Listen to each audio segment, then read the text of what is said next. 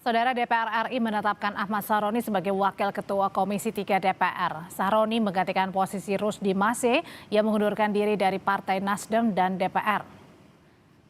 Usai penetapannya, Saroni bilang akan tetap bekerja seperti biasa, layaknya saat masih menjabat di posisi serupa sebelum berstatus nonaktif.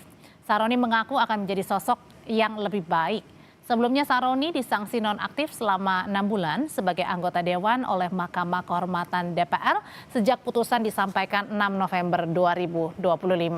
Sanksi itu buntut pernyataannya yang kontroversial berujung unjuk rasa pada Agustus 2025.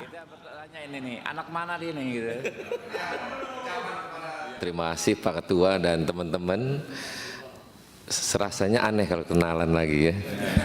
Dan terima kasih buat pimpinan MKD yang telah menyidangkan saya dan mudah-mudahan saya menjadi lebih baik ke depannya.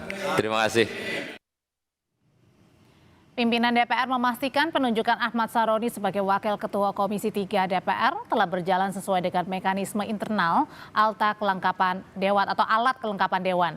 Pimpinan DPR menyebut perubahan komposisi AKD mengikuti prosedur di mana pimpinan lembaga telah menerima surat dari fraksi Nasdem yang kemudian mengusulkan Ahmad Saroni sebagai Wakil Ketua Komisi 3 DPR.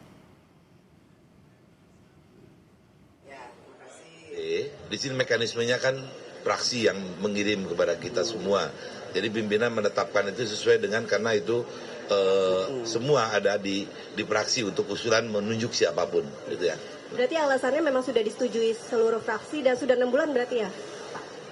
Ya, putusannya kan sudah ada di yang putusan pertama. Kemudian fraksi mengirim nama untuk siapa yang menduduki MKD itu, kita pimpinan berdasarkan usulan dari fraksi semua.